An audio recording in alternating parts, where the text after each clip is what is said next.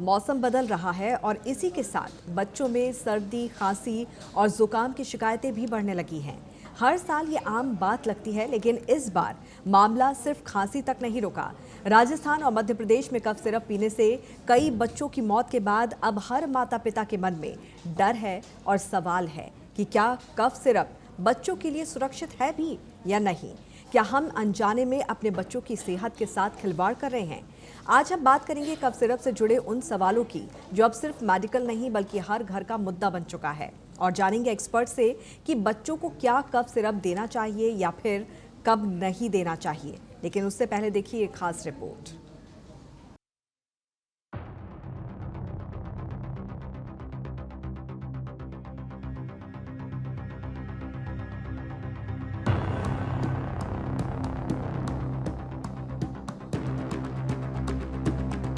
मौसम बदल रहा है और इस बदलते मौसम में बच्चों में सर्दी, खांसी, जुकाम की समस्या होना बहुत आम बात है।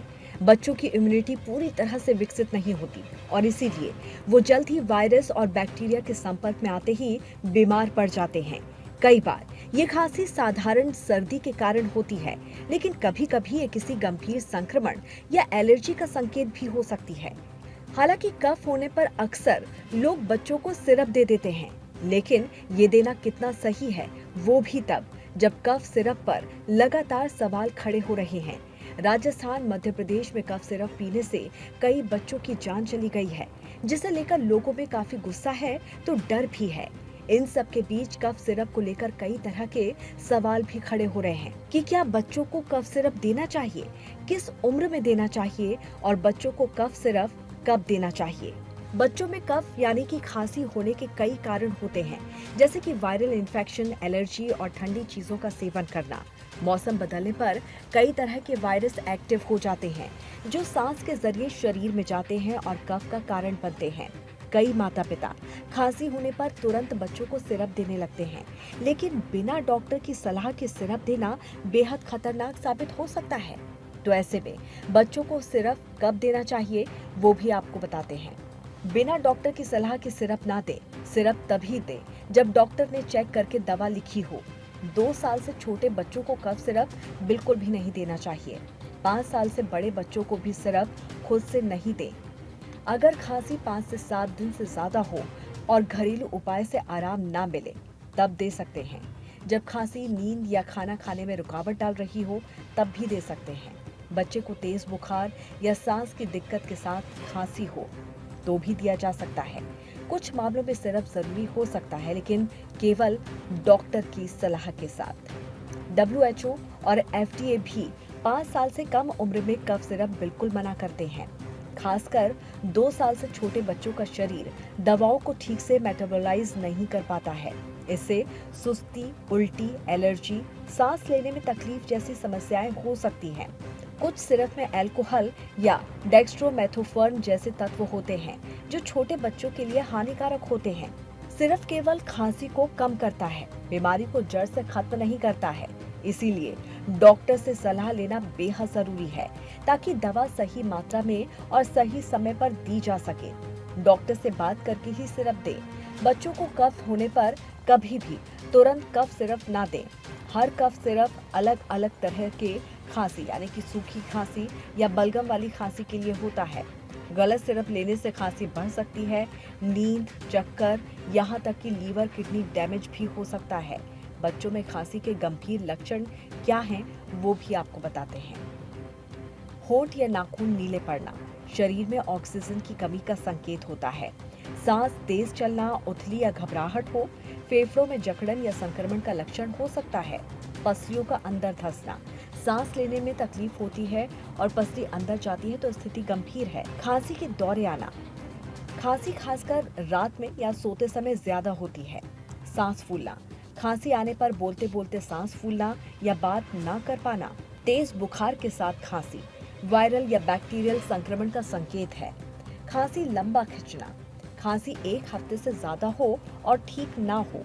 ये कुछ ऐसे लक्षण होते हैं जिन्हें हल्के में लेना खतरनाक हो सकता है। अगर बच्चों में इस तरह के लक्षण दिखें तो बिना देर किए बच्चों को तुरंत अस्पताल ले जाना चाहिए। शुरुआत में घर में ही कुछ घरेलू उपाय किए जा सकते हैं। जैसे गुनगुना पानी पिलाएं जो गला साफ और बलगम ढीला करता है। गर्म पानी से भाप लेने से बंद नाक और बलगम में राहत मिलती है। ह्यूमिडिफायर का इस्तेमाल करें, ये कमरे में हवा में नमी बनाए रखता है। 1 चम्मच शहद गुनगुने पानी या नींबू पानी में दे सकते हैं। हल्दी वाला दूध खांसी से लड़ने में मददगार होता है। थोड़ा अदरक पानी में उबालकर गुनगुना करके दे सकते हैं। तुलसी की पत्तियां और थोड़ी सी अजवाइन पानी में उबाल के 1 से 2 चम्मच तक दें। सरसों के तेल में लहसुन और अजवाइन डालकर गर्म करें और छाती और पैरों में लगाएं। इससे काफी हद तक राहत मिल सकती है। बच्चे को जब भी सर्दी या खांसी की दिक्कत हो तो शुरुआत में उसे भाप दें। इससे बलगम ढीला होता है और सांस लेने में दिक्कत नहीं होती। कफ के दौरान बच्चे के गले में हल्का सा मफलर या गर्म कपड़ा लगा कर रखें। बच्चे को इस दौरान धूल और धुएं से बचा के रखें। उसको प्रदूषण वाली जगह पर लेकर ना जाएं। तो ये तमाम सावधानियां आप बरत सकते हैं। हालांकि सिरप से बचना चाहिए क्योंकि सिरप से बच्चों को कई दिक्कतें हो सकती हैं। इसमें शामिल प्रिजर्वेटिव्स और स्वीटनिंग एजेंट्स लंबे समय तक या अधिक मात्रा में लेने से पेट की समस्या, एलर्जी और सेंसिटिव बच्चों में अन्य अंगों पर असर डाल सकते हैं। इन सभी कारणों से विशेषज्ञ और WHO ये सलाह देते हैं कि छोटे बच्चों में सिरप की जगह प्राकृतिक उपाय और डॉक्टर की निगरानी वाली दवा ही इस्तेमाल करें, क्योंकि बच्चों की सेहत सबसे बड़ा खजाना है। सही सलाह और सावधानी के बिना कोई भी दवा, खासकर कफ सिरप, बच्चों के लिए खतरनाक साबित हो सकती है। तो कफ सिरप को लेकर पेरेंट्स के मन में बहुत ज़्यादा डर है, क्या वो अपने बच्चों को कफ सिरप दें या नहीं दें। इसी को लेकर आज हमारे साथ खास मेहमान भी जुड़ गए हैं। डॉक्टर नरेश चावला जी, जो कि पूर्व राष्ट्रीय संयुक्त सचिव IMA से हैं, वो हमारे साथ जुड़े हुए हैं। वरिष्ठ डॉक्टर बेदी अस्पताल से डॉक्टर विक्रम बेदी जी भी इस वक्त हमारे साथ जुड़े हुए हैं। सबसे पहले नरेश चावला जी का रुख यहाँ पर कर लेते हैं। डॉक्टर साहब, जिस तरह से कफ सिरप को लेकर जो घटनाएं सामने आ रही है, ऐसे में पेरेंट्स के मन में बहुत ज़्यादा डर अब कफ सिरप को लेकर पैदा हो गया है। तो क्या वाकई में बच्चों को कफ सिरप दिया जा सकता है या फिर नहीं? देखिए अंकिता सिंह, पहले तो मैं बहुत खुश हूं कि एक बेसिक क्वेश्चन कि कफ सिरप क्यों दिया जाए या कब दिया जाए। आज तक ये तो हम अक्सर बच्चों को सिखाते थे, वो पेरेंट्स को बताते थे कि एंटीबायोटिक कम से कम इस्तेमाल किया जाए। लेकिन अक्सर आम लोगों के मन में ये धारणा रहती है, बच्चा खूं खूं कर रहा है तो रात को उसको सोने में तकलीफ हो रही है और दूसरे लोगों की नींद खराब हो रही है, तो कुछ ऐसा कफ सिरप दे दिया जाए जिससे बच्चा शांत हो जाए। ये धारणा बिल्कुल गलत। आज आपने आपके प्रोमोज में भी आपने अच्छी खासी जानकारी दी है, तो आपके दर्शकों ने जरूर देखा होगा। तो उसमें जो कुछ बातें मैं रिपीट करना पसंद करूंगा। पहली बात तो below 1 year, below 2 years I would say no cough syrup to be given if ever.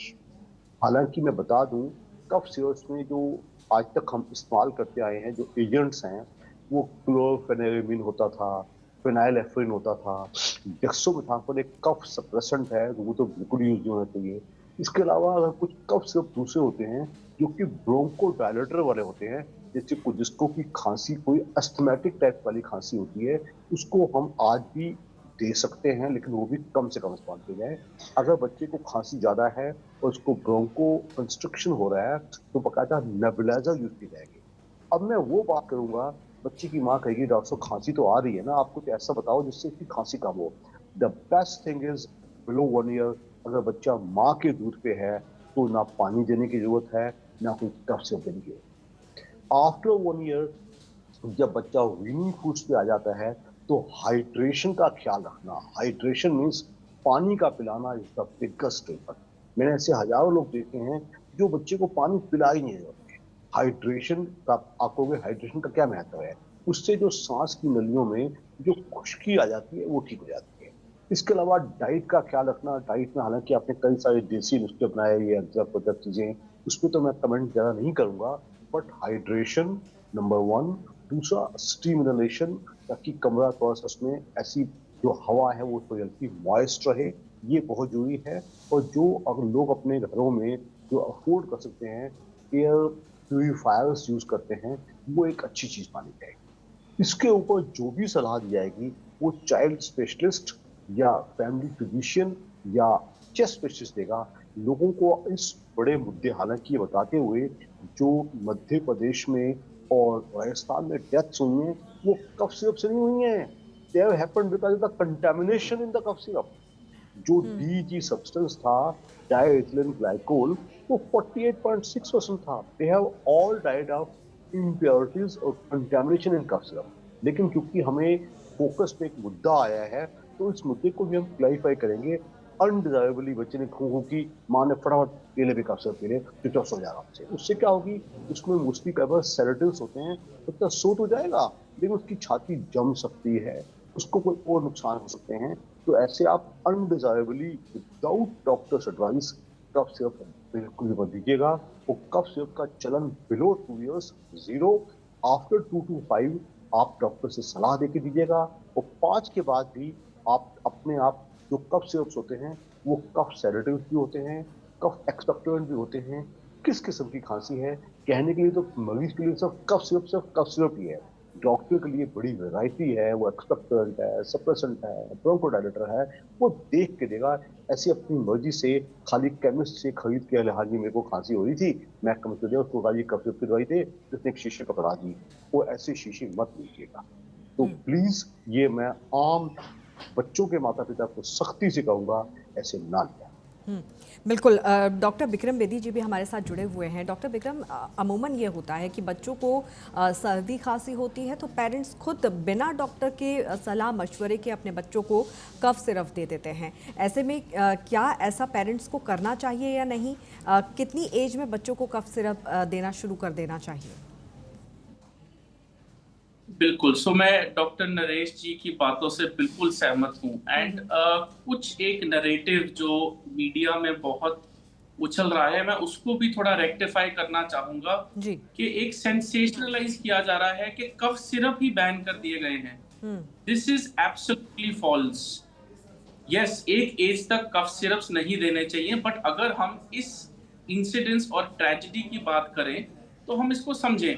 जो भी बच्चों की मौत हुई है, they all had acute kidney failure. And ये जो कफ सिरप के सॉल्ट्स हैं, फिनाइलेफ्रीन और सीपीएम, इन सॉल्ट्स का कोई भी साइड इफेक्ट जो है वो किडनी फेलियर नहीं करता। प्रॉब्लम कहां पे आई? कंटैमिनेशन की। जैसे सर ने कहा, डाइएथिलीन ग्लाइकोल जो एक स्टेबलाइजिंग एजेंट होता है, ये कफ सिरप्स में डाला जाता है। एंड जांच के बाद जो हमें न्यूज के द्वारा पता चला है, वो एक इंडस्ट्रियल ग्रेड जो कि बहुत हार्मफुल होता है, कंजम्पशन के लिए अलाउड ही नहीं है, तो इंडस्ट्रियल ग्रेड स्टेबलाइजर डाला गया। वो स्टेबलाइजर कारण है ये किडनी फेलियर का। तो ये दहशत फैलाना कि कफ सिरप ने जान ले ली है, ये पार्शियली ट्रू है, ये पूरी सच्चाई नहीं है। आई वुड सजेस्ट कि हम इसकी तह तक जाएं और समझें कि ये बैच में और इस पर्टिकुलर बैच में प्रॉब्लम थी। ओवरऑल कफ सिरप से ये साइड इफेक्ट नहीं आते। अब आपका सवाल कि ये किन को देनी चाहिए और किन को नहीं देनी चाहिए, जैसे डॉक्टर साहब ने भी बहुत राइटली बोला कि ये सॉल्ट्स बहुत सदियों से, 30 साल से यही सॉल्ट्स यूज हो रहे हैं कफ और कोल्ड को ट्रीट करने के लिए।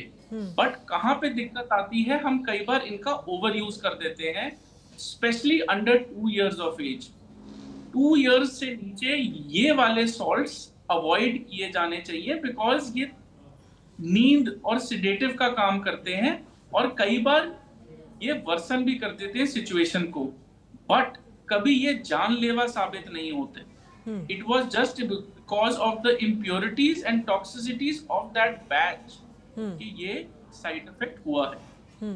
लेकिन अमूमन डॉक्टर साहब, ये देखने को मिलता है कि कई पेरेंट्स बिना डॉक्टर के सलाह के अपने बच्चों को खुद ही कफ सिरप दे देते हैं। तो क्या ऐसा पेरेंट्स को करना चाहिए? क्योंकि छोटे बच्चों के लिए तो कफ सिरप एकदम मना ही है। बिल्कुल भी नहीं। इसका सिर्फ एक स्ट्रिक्ट और स्ट्रॉन्ग आंसर है कि हम इंडिया को छोड़ के किसी भी डेवलप्ड देश छोड़ो, डेवलपिंग देश में भी कहीं पे भी ओवर द काउंटर दवाई मांगना अलाउड ही नहीं है। इसके लिए तो बहुत देर से आईएमए और बाकी संस्थाएं भी बहुत काम कर रही हैं कि ओवर द काउंटर मेडिसिन जो है वो अलाउ करनी ही नहीं चाहिए, बिकॉज आजकल हम देखते हैं ऐसी ऐसी दवाइयां आ गई है, एक ही दवाई के अंदर फीवर की दवाई भी है, कोल्ड की दवाई भी है, कफ की दवाई भी है।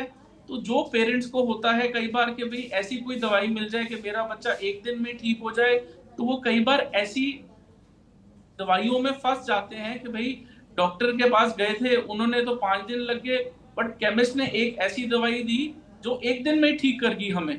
बट ये दवाइयां बहुत हानिकारक होती हैं, ये एक एथिकल मेडिसिन नहीं होती।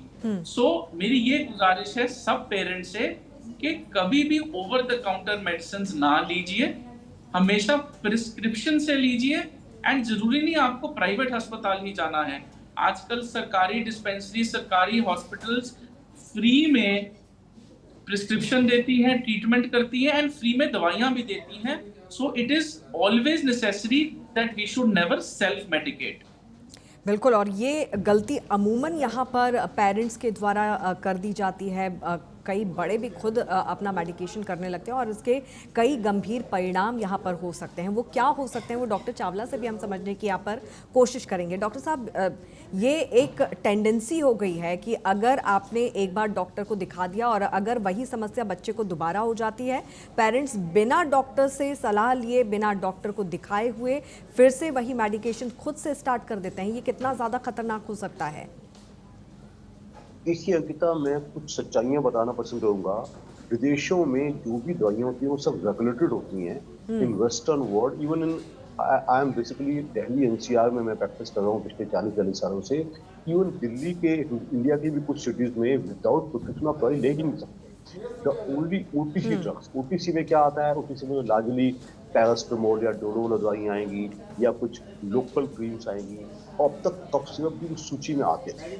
विदेशों में आप कफ ओटीसी दवाइयाँ ले सकते हैं, लेकिन हमारे देश में तुम कुछ भी अपनी मर्जी से ले सकते हो, जिसमें कफ सिरप भी आते हैं, एंटीबायोटिक्स भी आते हैं, even another category of drugs called steroids, तो वो भी आते हैं।